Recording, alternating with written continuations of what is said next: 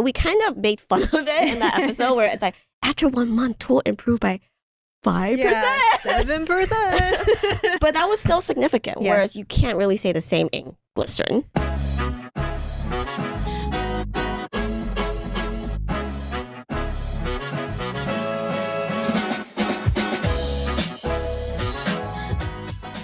Alrighty. Welcome back, everybody. This is the Chemist Confessions podcast. I'm Victoria. And I'm Gloria. And this is a human conversation on all the skincare science we talk about on the daily. And before we get started, if you are a YouTuber watching us, you might realize we are not where we usually are. Yep. The podcast room is out of commission, so we're in the lab today. So you guys get a little peek to our science poster, and our mixer, and just some of the bottles in the background. Yeah, this is our little lab, so hopefully you guys can see it. But anyways, today we are talking about glycerin. Hey. And wait, no, don't go anywhere. Come back. I promise you, this is very interesting.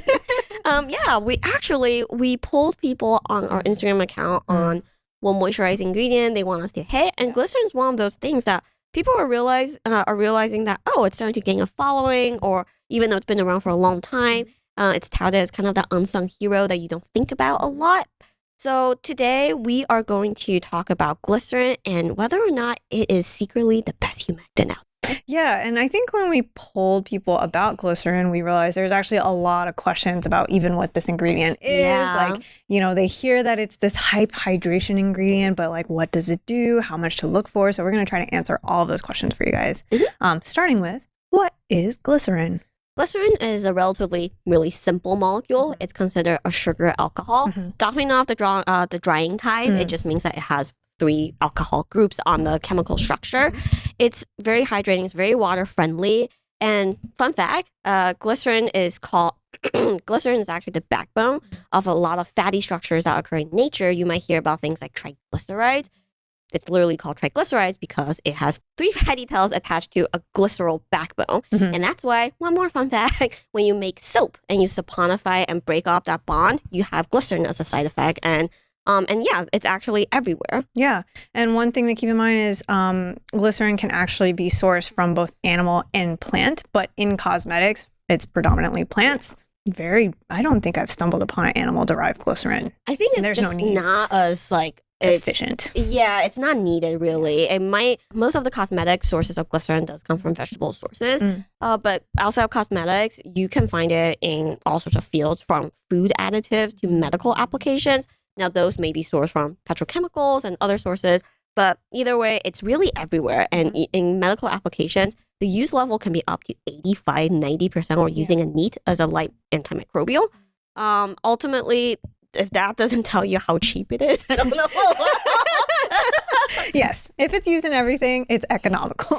I think Victoria and I, when we first started, we had a quick little blip on what glycerin is, and we call it the Frank's Red Hot of skincare because we put that shit in everything. We sure do. Yes, we do. Just to get that hydration aspect of the product.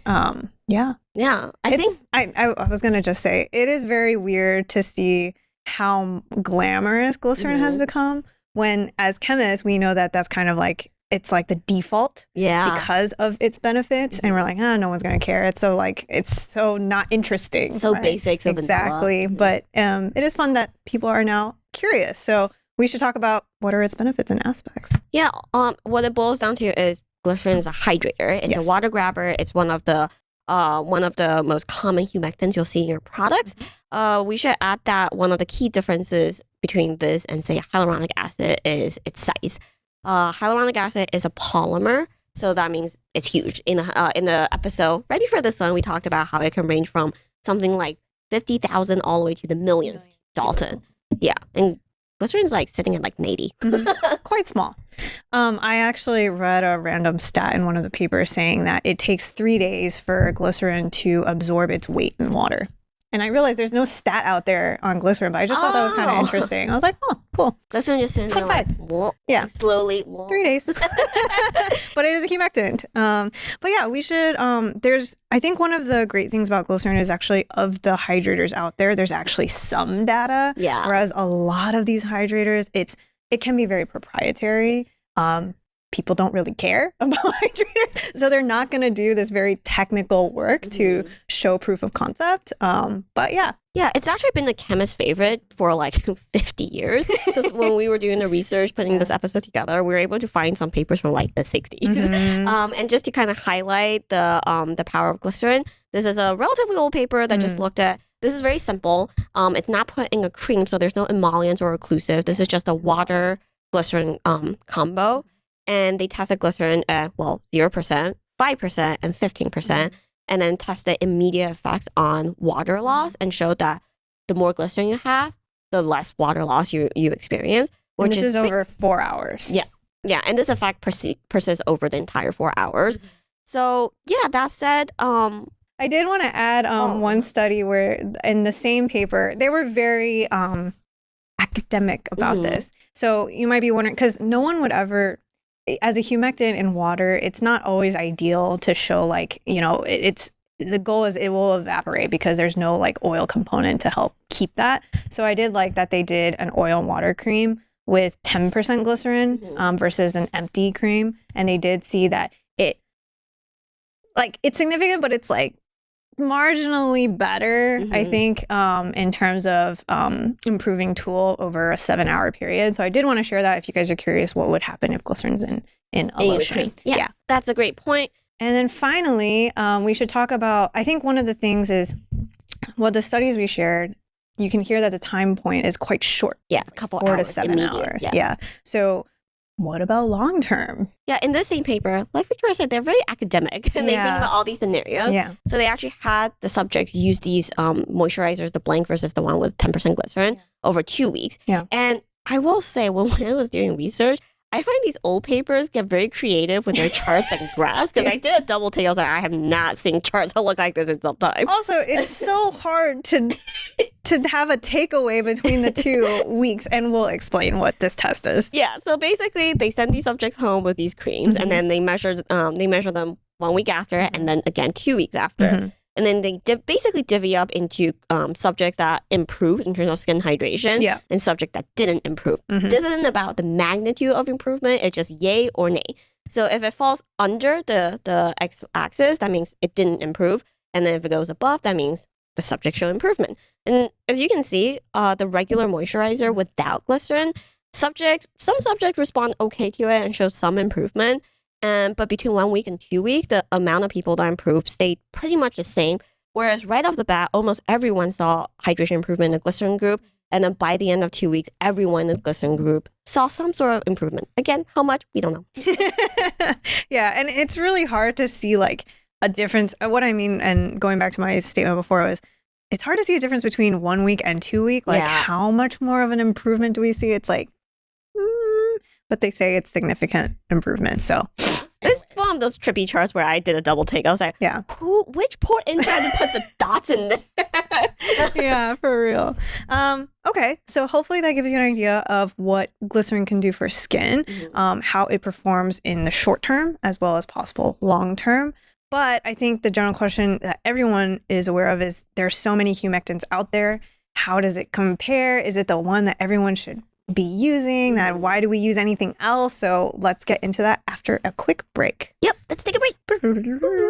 Speaking of humectants, we have to slot in a quick blip on our humectant champion, Aquafix. Knowing us, we research like hell for the right blend of humectants based on their benefits and size to cover all your hydration needs. It also comes with a heavy resume of soothers, so use this to boost your hydration game, pair with your heavy-duty actives, or just add it in to maintain happy skin. And don't forget, for podcast listeners, please use promo code CCPodcast2024 for 15% off your first order. We're back!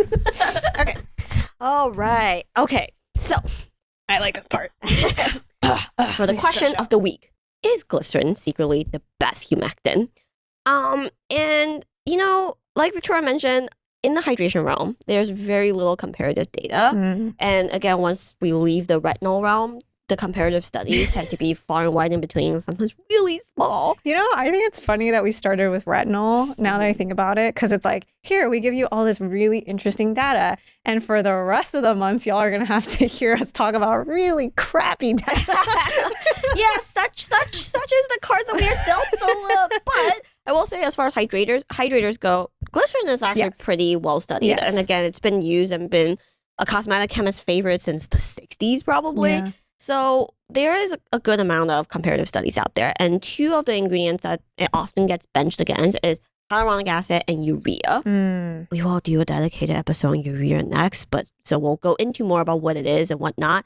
But I find those comparative studies to be super interesting because it highlights a really key difference between what glycerin does for your skin and what urea does for your skin. Totally. So let's get into the data. First things first, Gloria found a paper that's going to look at test glycerin versus urea. This is for 27 subjects, so relatively small. They have 4 test area sites that they treated with either cream for 3 days, and they applied this cream 3 times a day. I think one thing to keep in mind is that this study actually also they had done a previous study that did water and oil, and then this time the emulsion is oil and water, and a lot of you are like, what does that even mean? It just means that it's a classic lotion system that they're including glycerin or urea. Yeah. So this one's really interesting. They tested, they throw in a 10% propylene glycol for... Oh, yeah. Yeah, for shits and giggles, I guess. But I think it's actually really interesting because a lot of times us will highlight the glycols, like, okay, this is humectant, but we don't place a lot of weight on them. And this is why. They measured the skin hydration, and we'll put the results up on the screen. Note that corneometer and the skicon, you might be like, what's the skinconfession? Skicon? They're basically 2 different ways of measuring skin hydration or water level in the skin. A friction meter, which is, again, not super common, and a cutometer, which basically measures like bounciness in the skin, how skin recovers from force. You can see by both the skicon and the corneometer that the glycerin group did amazing in terms of hydration. Yes, compared to the rest. So based on the chart, you might already think, wow, glycerin seems superior in every single way, in almost every measure. So case closed, right? But let's take a look at the conclusions a little bit more. This study was done by a group that's actually looked at glycerin in a couple different studies. And in their discussion, we highlighted a couple interesting takeaways to talk about with you guys. They said, in our earlier studies, a hydrating effect of glycerol could be proven. The effect was much more distinct when glycerol was applied in oil and water emulsion rather than a watering oil emulsion. This is what Victoria was mentioning earlier. Further study revealed a distinct dose dependency of the hydrating effect by glycerol. Why do they make it so long? Of hydrating effect by glycerol in a liquid, oil, and water emulsion, 5% showed a relatively low effect, and at 10%, a much noticeable hydration was seen. So again, this is the conclusion drawn by this paper. And then the discussion also says that in the present studies with corneometer and the skicon 200 shows that the effect of 10% urea in an oil and water emulsion is minute. So based on this study, you're like, okay, wow, this is great. This group has proved that glycerin is greater than urea, and also that it's dose dependency. So all I gotta do is find a 10% glycerin cream and close the book on this chapter, right? Oh wait, there's more. You have subscribed to them, but wait, there's more. Urea, as we'll get into more in the next episode, is often used at pretty high levels to treat actually pretty serious conditions. In this next study we'll look at, they actually looked at a 20% glycerin cream benched against a cream with just 4% urea combined with 4% sodium chloride in treatment of dry skin. And we should mention that what I realize, and it's kind of weird, is they want to treat dry skin, but the patients they use actually have eczema. And so compromised barrier. Yes, so they have a compromised barrier. The test size is actually much bigger. You're looking at 109 subjects, and they wanted to treat this group for 30 days, 1 month, which is very different than a 3-day study. Yep. So this is a really interesting, almost like very different scenario to test these same ingredients under. Yeah, so we'll show the results here. We are going to be looking at their tool results. And again, very artistic graphs to look at. So as you can take a look, you'll start to see the comparison, and it looks like there's not as much of a takeaway between these two. Yeah, the big takeaway is they both did better than the placebo, which is cool. Thank goodness. But both glycerin and urea appear to decrease transepidermal water loss somewhat. But and this if you just look at the chart, you might be like, okay, so it seems like it's on par. But the conclusion when they look closer at the numbers was that, and they said, and I quote, no difference in tool was found between the glycerin treatment and its placebo, whereas a lower value was found in the urea treated area compared to the glycerin treated area. No difference in skin capacitance, or it's more of a instant like skin hydration level measurement was found. The clinical assessment of dryness showed urea to be superior to glycerin in treating the condition. Yeah. So this is obviously it contradicts the previous study. This paper is really strange because they actually acknowledge that the relationship, so they talk about how the relationship between the degree of skin dryness and tool is actually quite complex. Yeah. And this is something that Gloria and I have experienced when we actually do previously at our jobs, we would do moisturizing studies and they're quite annoying. So they actually write elevated levels can be found in hyperhydrated skin, which is skin that's very saturated with water. Tool can go much water that it's just evaporating out, right? And then in dry skin, such as in atopic patients, then the value is usually lowest in normal appearing skin. And that makes sense, right? Tool should be decreased with healthy skin, right? However, a low value, this improvement that we're seeing, it's inverse. Hopefully everyone's sticking with me on this. An inverse is good, where tool is lower. However, a low value may also be found in skin that appears to be dry, since the major permeability barrier may be confined to the lower part of the stratum corneum and the dryness to the outermost stratum corneum.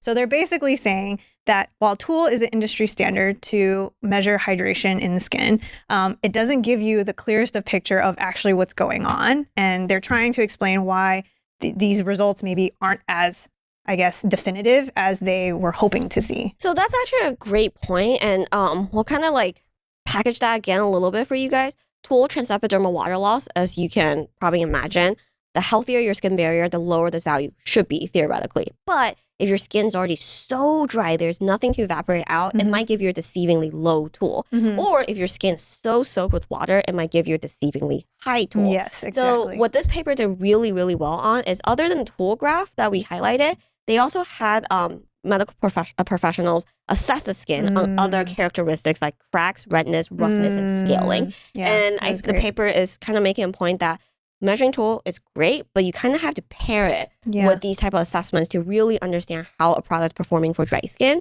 And in the bar graph, you can see, well, I hope you can see, they have really creative graphs. We'll blow it up. That the urea cream definitely did significantly better than the glycerin cream in terms of decreasing all signs of dry skin. So both scaling, and for me, like the most jarring one is definitely the redness and cracks. Basically, people with cracked skin, the cracks has disappeared in urea cream, where it seems to stay a little consistent in the glycerin group. I will say this is a large-ish study with 100 people, but it's divided equally amongst the groups. So I also feel like the urea group started with worse skin, it seems like. So that scale of improvement is more impressive. That's a good point. But at the same time, glycerin still helps, but just not to the same degree as urea.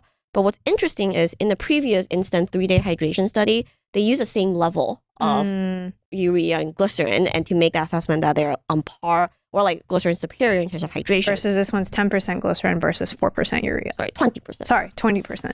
Yeah, 20% glycerin versus 4%. Yes. So then with this study, you might be wondering, hey, so you're saying urea is better than glycerin? Yeah, and I just also, before we even try to form a conclusion around this, seeing a study like this is super rare. You are never going to get tool and an expert grading on hydration. Like, I don't think we ever really see this, and it's a lot of money.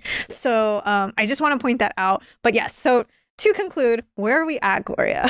So I think for me, these are just the 2 studies we're going to go through more thoroughly here. Yeah. But while I was doing my research, they actually did look at it again in a couple different studies. And in those studies, they showed that glycerin didn't really impact tool very much in the long term. This is more comparisons against urea? Yes. Okay. And that was consistent across a couple papers. So I think when I read these 2 papers, my takeaway will be, glycerin seems to be a really, really good instant hydrator. It's going to give you that almost saturated skin feel. It's really going to bring the water level up in your stratum corneum. But in terms of long-term help, it's not going to be as helpful as some of the other guys. And I also want to give a shout out back to the hyaluronic acid episode where they measured Tool. Long term. We kind of made fun of it in that episode where it's like, after 1 month, Tool improved by 5%. Yeah, 7%. But that was still significant, whereas you can't really say the same in Glycerin. Yeah, no, that's a really good point. I think that's something that you guys will see a theme on with all of these humectants is that each come with their own benefits. And the real answer is that Glycerin is great.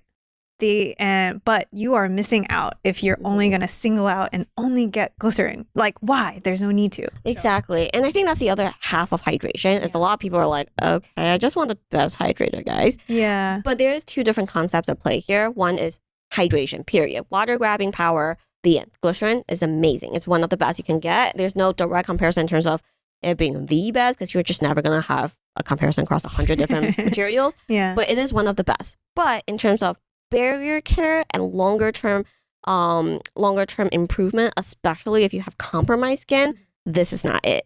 Yes. So all this might be very confusing to you. You're like, wait, so Glycerin doesn't help your skin long term? So we're going to take a step away from the comparison studies and look at this one really, really quickly that just focus on Glycerin and long-term impact. So in this study, they tested the influence of a cream with 20% Glycerin. So again, a very high level of Glycerin. And it's compared with a placebo. Love that.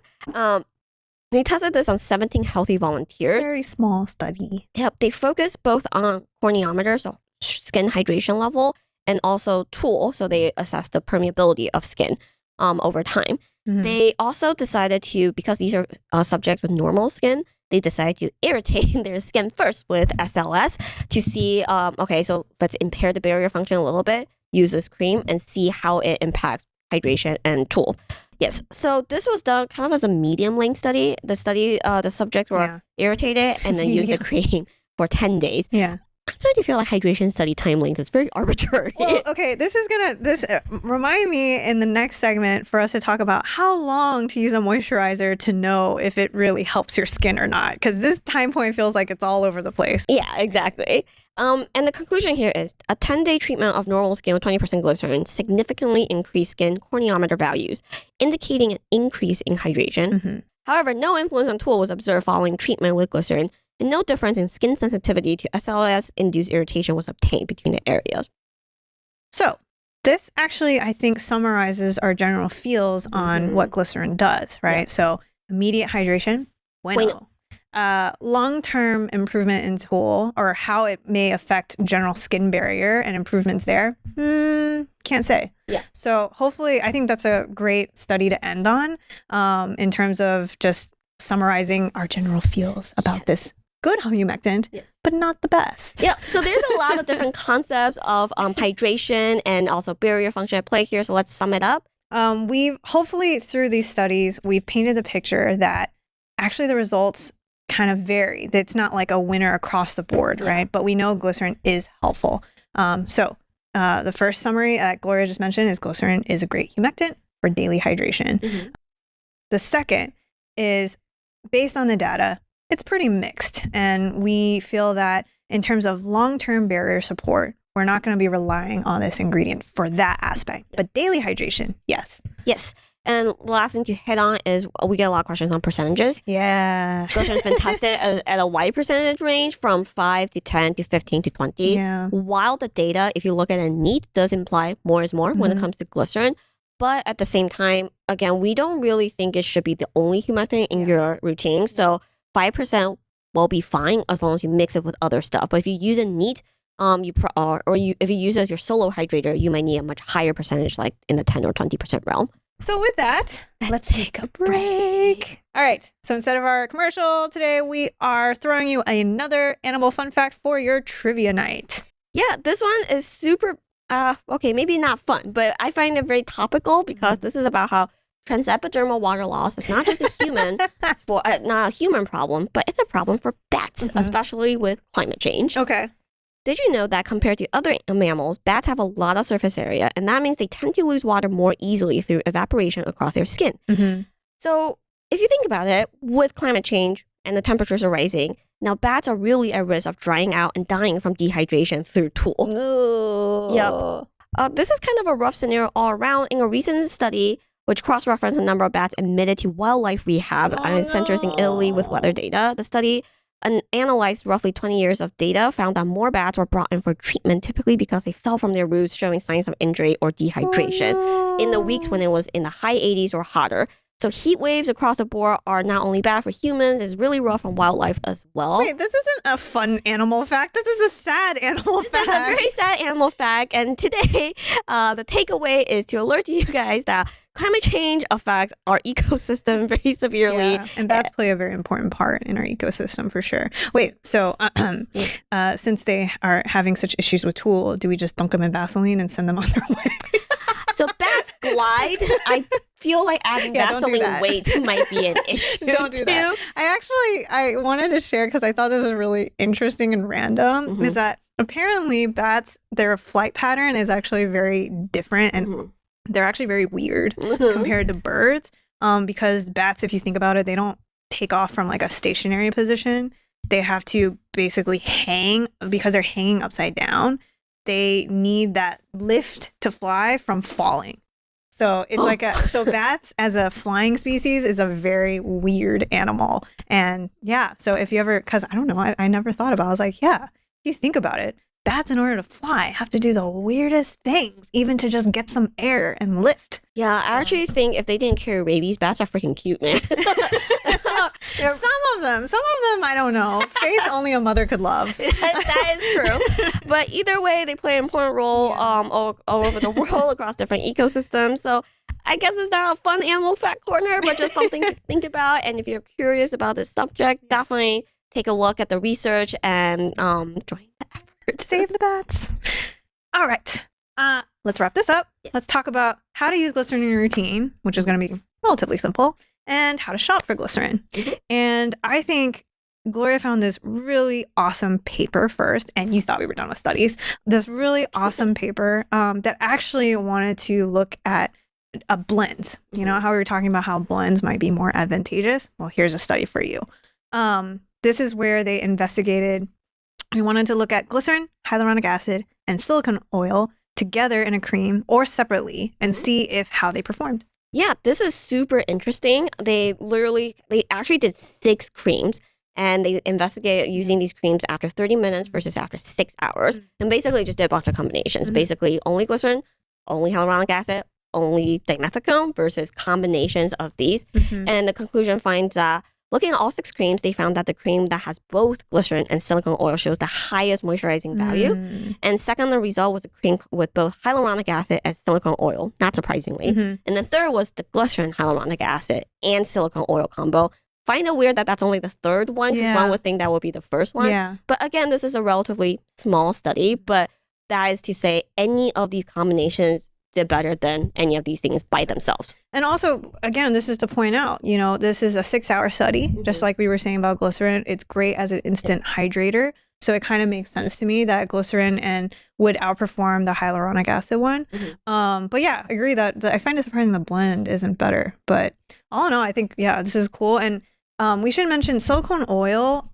It depends because silicone oils they really vary. But some can act as an emollient and some can actually even be occlusive. So I think that's kind of great that pairing, it shows that you can't just have humectants in your cream. Right, exactly. So, which brings us to our first point. Yes. Are you shopping for glycerin? Before you get there, our first tip is look at the ingredient list of all the products you already have. You probably have quite a bit of glycerin in there already. And it's totally fine. You don't have to worry about, I have it in 8 products. Like, not a big deal. I would say that probably the more problematic thing with too much glycerin is the people that use glycerin neat. Oh, yeah. It gets very sticky. Yeah, it's more of a texture thing. And I would say I almost find like, yes, it probably is helpful, but it's almost unnecessary in my mind. Yeah. But this is I know there's a couple people that just buy it and DIY their own glycerin toner. More for sanitary reasons. I don't love this aspect. But anyways, I just wanted to point that out there. Yeah, and I think if you want to be cognizant of how much glycerin is in your product, let's say you decode the aisles, you're like, okay, I do see that glycerin exists, but I'm not sure if it's enough. A good rule of thumb to go by is these are high use level ingredients. So if you're looking at a cream, you want glycerin to be in maybe your second spot. Yeah. If you don't have especially if you don't layer a hydrating serum and you're only using a moisturizer, you definitely want glycerin at the lowest, at the third ingredient list. Now, if you want to use a serum or really know how much glycerin you're using, because it's so common, percentages are not as advertised on product in general. Our own Aquafix, which has 5% glycerin combined with a lot of other humectants, or something like the Experiment Super Saturated, which really lets glycerin shine with 30% glycerin. Generally speaking, these are great to ensure that you have a base level or good level of glycerin if you don't want to think about like, am I layering enough glycerin? Yeah. And I think the other thing I would also recommend is it's great that you're aware of glycerin, but I hope there's other humectants in the products that you guys are using. The glycols, like urea, the NMFs, there's so many aspects about this water hydrator stuff that it would just be such a shame if you're only it's only glycerin. I just feel like as chemists, we can do better than that too. and most formulas do need more than that. So anyways, I just want to put that out there. Just a blend is nice. Yep. So that concludes the shopping tips. And let's get your answers. Question. Oh my God, this room is cursed. Let's get your answers questioned. Why don't you tell me? Okay. All right. So this first question is just it's just a cluster of questions from a lot of people who ask basically, can there be too much glycerin? What's the percentage to look for? What's your opinion on high percentage glycerin? It's just all about concentration. So let's talk about that real quick. Yes. So real fast, glycerin is tested as low as 5% and all the way up to about 20%. It's hard to overdo it. Yeah. None of these papers showed any signs of people experimenting any sort of irritation from glycerin. Ultimately, it's fine. You should look for at least 5. Chances are you're layering multiple products with it. So odds are you're probably getting something north of 10% anyway. My opinion on high percentage glycerin, like Victoria mentioned, is it can be helpful for instant hydration. But again, if you have compromised skin and you're looking for long-term barrier care, relying solely on glycerin is not really going to get the job done. Yes. All right, second question. At Stelbell20, she asked, is it more hydrating than hyaluronic acid? Which is better for hydration? It depends on your definition of hydration. Like Gloria just said, for instant hydration, glycerin would be better. Hyaluronic acid has shown that long-term, it can actually be more helpful. So we would say, in order to get broad spectrum moisturizer benefits, you're going to need it all. So that's generally our thoughts. Yep. And the last one, this is definitely Gloria. I'm just had to ask this one. At Shoutout.